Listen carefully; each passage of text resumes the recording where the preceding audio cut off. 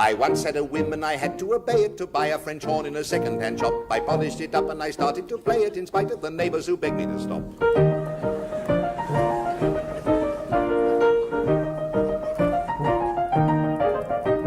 To sound my horn, I had to develop my embouchure. I found my horn was a bit of a devil to play, so artfully wound to give you a sound, a beautiful sound, so rich and round. Oh, the hours I had to spend before I mastered it in the end. But that was yesterday, and just today I looked in the usual place. There was the case, but the horn itself was missing. Oh, where can it have gone? Hasn't anyone seen my horn? Oh, where can it have gone? What a blow, now I know I'm unable to play my allegro. Who swiped that horn? I bet you a quid somebody did, knowing I found a concerto and wanted to play it, afraid of my talent at playing the horn. For early today, to my utter dismay, it had managed to wait like the dew in the morn. Tootie. I've lost that horn. I know I was using it yesterday. I've lost that horn. Lost that horn. Found that horn. Gone. There's not much hope of it. I willingly pay a reward. I know some hearty folk whose party jokes pretended to hunt with the quad. Gone away, was it one of them took it away? Will you kindly return that horn? Oh, where is the devil who pinched my horn? I shall tell the police I want that French horn back.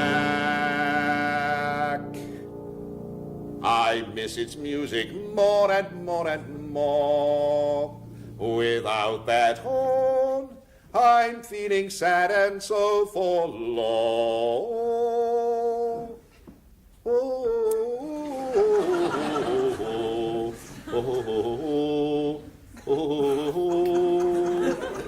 I found a concerto and wanted to play it this way. My talent of playing the horn, but early today, to my utter dismay, it had totally vanished away.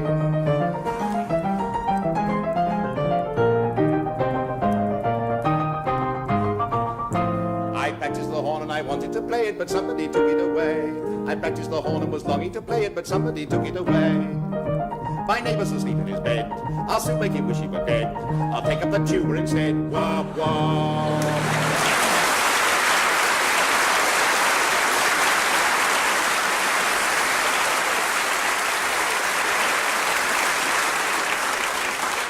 Thank you very much. I should warn you, he wrote 2 more in E-flat alone.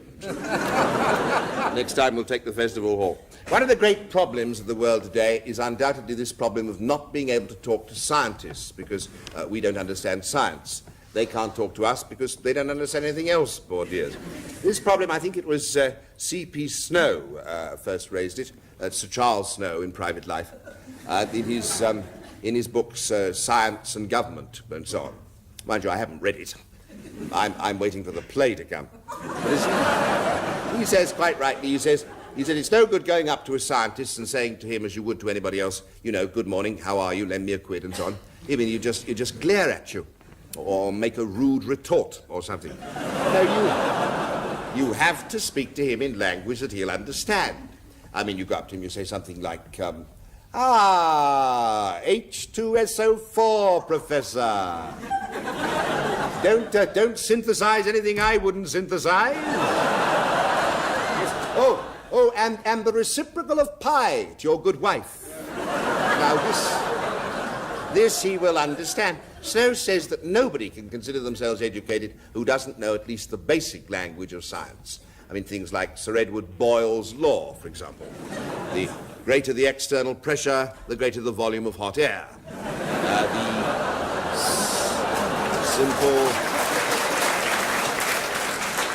The second law of thermodynamics. This is very important. I was somewhat shocked the other day to discover that my partner not only doesn't know the second law, he doesn't even know the first law of thermodynamics. Going back to first principles, very briefly, thermodynamics, of course, is derived from 2 Greek words, thermos, meaning hot, if you don't drop it, and dynamics, meaning dynamic, work. And thermodynamics is simply the science of heat and work and the relationships between the two, as laid down in the first law of thermodynamics. Heat is work and work is heat. Heat is work and work is heat. Very good. The second law of thermodynamics. Heat cannot of itself pass from one body to a hotter body. Heat cannot of itself pass from one body to a hotter body. Heat won't pass from a cooler to a hotter. Heat won't pass from a cooler to a hotter. You can try it if you like, but you'd far better not. You can try it if you like, but you're far better not. Cause the cold in the cooler will get hotter as a ruler. Cause the cold in the cooler will get hotter as a ruler. Because the hotter body's heat will pass to the cooler. Cause the hotter body's heat will pass to the cooler. Heat is work and work is heat and work is heat and heat is work. Heat will pass by conduction and heat will pass by conduction and heat will pass by convection. Heat will pass by convection. Heat will pass by radiation. Heat will pass by radiation. And that's a physical law. Heat is work and work's a curse. And all the heat in the universe is gonna cool down.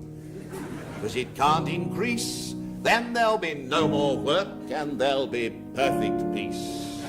Really? Yeah, that's entropy, man. And all because of the second law of thermodynamics, which lays down that you can't pass heat from a cooler to a hotter.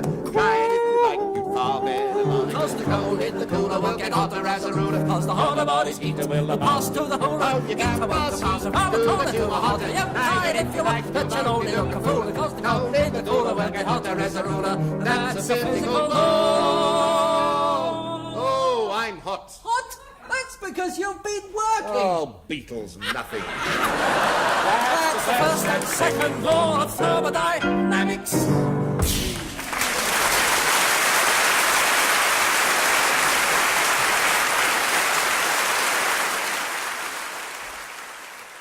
I promised you another hat, and here it is. I bought this last year when I was on the Franco-Spanish border in the tiny principality of Andorra. It's worn like this, with the peak, the brim at the back, you see. And it is, in fact, the distinguishing mark, the proud distinguishing mark of the Andorran Olividados, or olive stuffer. How many of you, I wonder, as you toy with a dry martini at the bar, have thought of the romance that lies behind the simple stuffed olive? Or have witnessed, as I have, the almost unbearable drama of a corrida de olivas, or festival of olive stuffing. In Andorra, every boy hopes that he, too, will grow up to be one of the truly great oliveros. And each year in fiesta time, people come to watch this traditional sport from as far afield as Cadiz, Madrid, or by air ferry from Leith, as I myself did. Let me now try to recreate for you something of the atmosphere of a corrida de olivas. By 3 o'clock in the afternoon, the stands in the great Plaza de Olivas are packed with spectators. And excitement mounts as the band strikes up a paso doble, announcing the grand entry into the arena of the Olivador.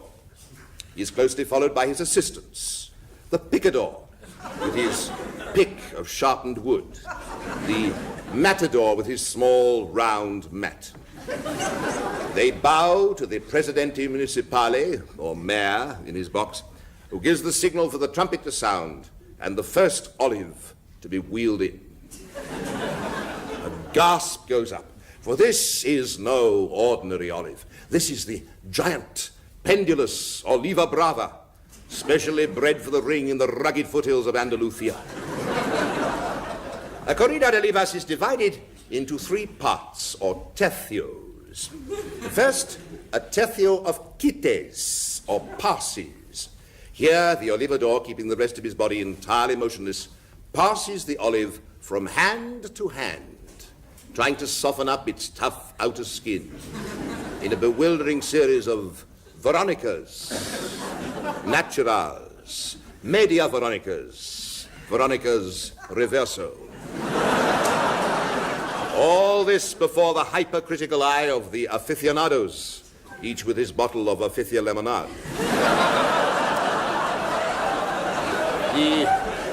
The trumpet sounds a second time, this time the tercio de banderillos. And now it is the turn of the picador. Planting his feet firmly together in the sand, he holds his picks at arm's length and prods into the olive, trying to determine whether the stone runs true up and down, or whether it's set at an angle favoring one side, the dreaded oliva revoltosa.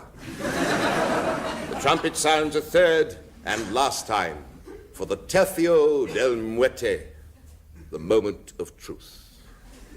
The Olividor bows again to the Presidente, saying to him, I dedicate to you this olive. He then places it on his knee, murmuring a prayer to St. James of Compostela. He takes the pica and raises it high above his head. All is hushed. And then, in one sudden movement, he brings it jabbing down into the heart of the olive. And a great cry goes up of, Ole! He has made an ole. But before the gutted olive can fall to the sand, it's caught by the matador on his mat, dragged out of the arena and handed over to the estafadores, who are of two types, the estafadores pimentos and the estafadores anchovas. Their dread work done, it is distributed among the poor. No olive is ever allowed a second time into the arena. And woe betide the Olividor whose olive is revoltosa. For then, at the moment of pica, the pick, glancing off the angled stone, will jab hard into his own knee. A cruel sport. Some may think it so. But this is surely more than a sport. This is more than just a vital art form. What we have experienced here today is total catharsis in the acting out of that primeval drama of man pitted against the olive. And as the sun sets over the now empty Plaza de Olivas, nothing is left but a few footprints in the hot sand, with here and there a telltale smear of olive oil. And one is reminded of those immortal words of Garcia Lorca in the Roy Campbell translation. All lust and life must pass away to make a cocktail canapé. And this hat was introduced by perhaps the greatest olivero of them all, Flaminguez. Flaminguez it was who at the very moment of pica would give a deft twist to the wrist which sent the sharp olive stone flying high into the air. And this peak is to stop it going down the back of the neck.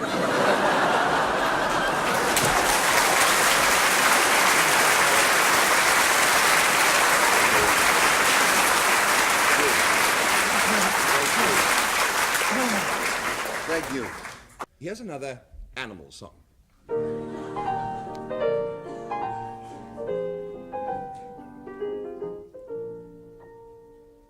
A year ago, last Thursday, I was strolling in the zoo when I met a man who thought he knew the lot. He was laying down the law about the habits of baboons and the number of quills a porcupine has got. So I asked him, what's that creature there? He answered, it's a helk. I might have gone on thinking that was true, if the animal in question hadn't put that chap to shame and remarked, I ain't a helk, I'm a Gnu. I'm a Gnu, I'm a Gnu. The nicest work of good nature in the zoo. I'm a Gnu, how do you do? You really ought to know wahoo's wahoo. I'm a Gnu, spelt G-N-U. I'm not a camel or a kangaroo. So let me introduce, I'm neither man or moose. So Gnu, I'm a Gnu.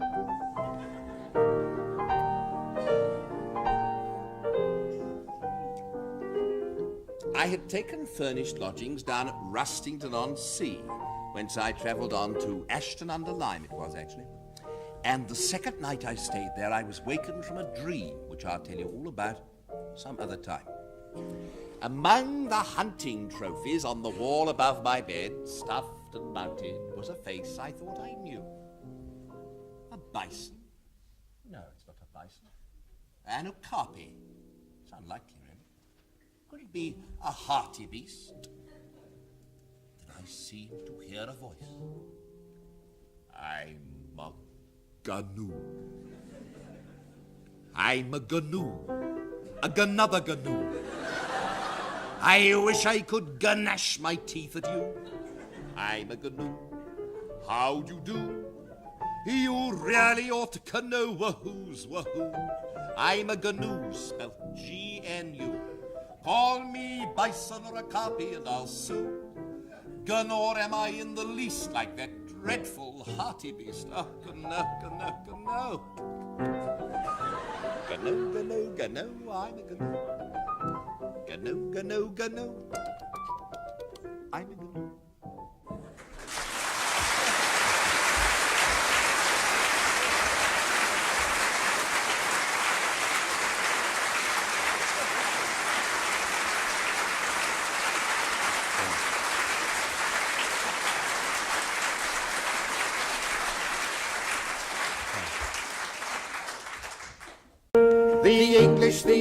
The English are best. I wouldn't give tuppence for all of the rest. The rottenest bits of these islands of ours we've left in the hands of three unfriendly powers. Examine the Irishman, Welshman or Scot, you'll find he's a stinker as likely as not. Okay, why are we on Edinburgh Festival? The Scotsman is mean, as we're all well aware, and bony and blotchy and covered with hair. He eats salted porridge, he works all the day, and he hasn't got bishops to show him the way. The English are best. I wouldn't give tuppence for all of the rest. Or hit me old mother over the head with a shillelagh. The Irishman now our contempt is beneath. He sleeps in his boots and he lies in his teeth. He blows up policemen, or so I have heard, and blames it on Cromwell and William III. The English are noble, the English are nice, and worth any other at double the price. Oh, yachida. The Welshman's dishonest, he cheats when he can, and little and dark, more like monkey than man. He works underground with a lamp in his hat, and he sings far too loud, far too often, and flat. And crossing the channel, one cannot say much for the French or the Spanish, the Danish or Dutch. The Germans are German, the Russians are red, and the Greeks and Italians eat garlic in bed. The English are moral, the English are good, and clever and modest and misunderstood. And all the world over, each nation's the same. They've simply no notion of playing the game. They argue with umpires, they cheer when they've won, and they practice beforehand, which ruins the fun.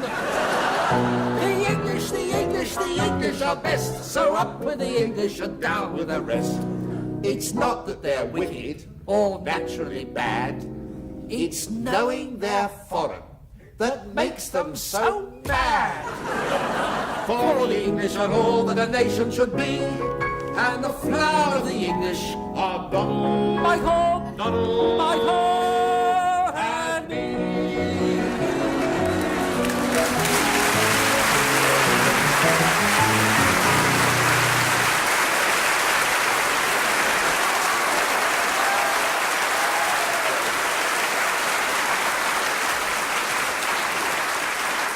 It's about bathing. It's called In the Bath. Oh, I find a much simple pleasure when I've had a tiring day. In the bath, where the noise of gentle sponging seems to blend with my top A. In the bath, to the skirl of pipes vibrating in the boiler room below, I sing a potpourri of all the songs I used to know, and the water thunders in and gurgles down the overflow in the bath, in the bath. You see. And then the loathing for my fellows rises steaming from my brain in the bath, in the bath, in the bath, and condenseth to the milk of human kindness once again in the bath, in the bath.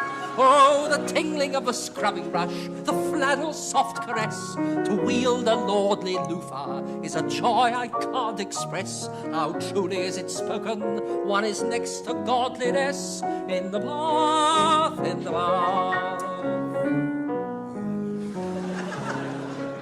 Then there comes that dreadful moment when the water's running cold in the bath, in the bath. When the soap is lost forever and you're feeling tired and old in the bath, in the bath. It's time to pull the plug out, time to mop the bathroom floor. The towel is in the cupboard and the cupboard is next door. It started running hot, let's have another hour or more in the bath, in the bath. I can see the one salvation of the poor old human race in the bath, in the bath.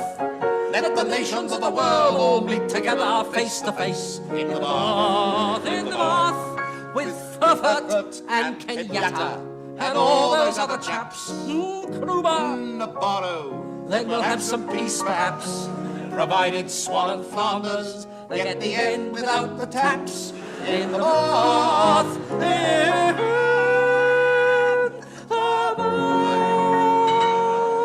Well done. The very first of the animal songs. Some people think the title of this song is irrelevant. But it's not irrelevant, it's a hippopotamus. A bone hippopotamus was standing one day on the banks of the cool Shalimar. He gazed at the bottom as it peacefully lay by the light of the evening star. Away on a hilltop sat combing her hair his fair hippopotamine maid. The hippopotamus was no ignoramus and sang her this sweet serenade. Mud, mud, glorious mud, nothing quite like it for cooling the blood. So follow me, follow, down to the hollow, and there let us wallow in glorious mud. The fair hippopotama he aimed to entice from her seat on that hilltop above. As she hadn't got a ma to give her advice, came tiptoeing down to her love. Like thunder the forest re-echoed the sound of the song that they sang as they met. His inamorata adjusted her garter and lifted her voice in duet in Russian. Graz, graz, чудная грязь, лучше средства, как кожная мазь. Так возьми свою даму, Follow me, и follow, поведи ее в яму. down to the И hollow. там мы окунемся в чудную грязь. There to improve our cultural relations. Now the hippopotamine began on the banks of that river so wide. I wonder now what am I to say of the scene that ensued by the Shalimar side. They dived all at once with an ear-splitting splosh, then rose to the surface again, a regular army of hippopotami, all singing this haunting refrain. That's you!